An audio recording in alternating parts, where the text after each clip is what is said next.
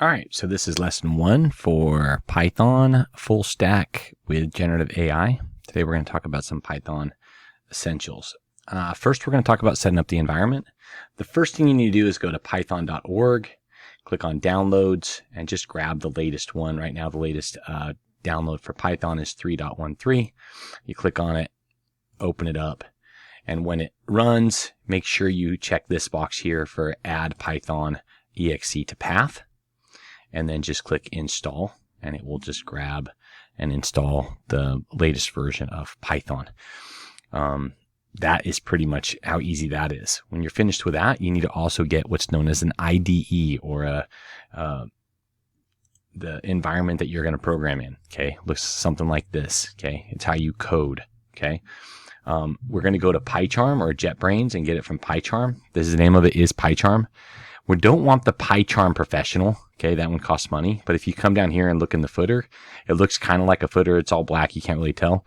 But you'll just do the download for the PyCharm Community Edition. That version is free and easy to use. Okay, so you want to get both of those. You'll also want to sign up for GitHub.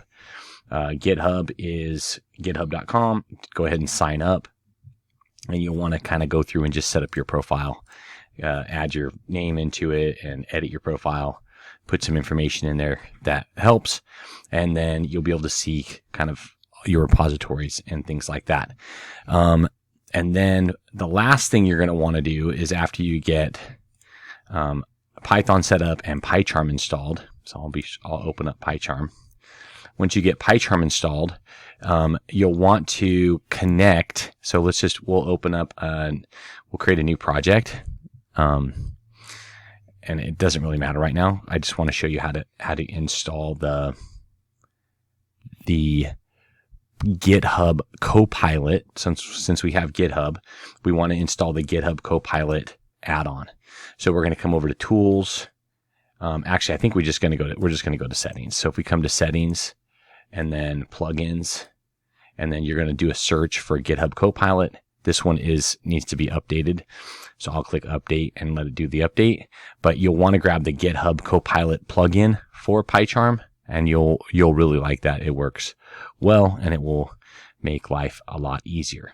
Okay, so get those things. Get Python, get PyCharm Community Edition, sign up for GitHub, and then you'll also want to sign up for GitHub Copilot. Okay, and that's where you should be for lesson 1.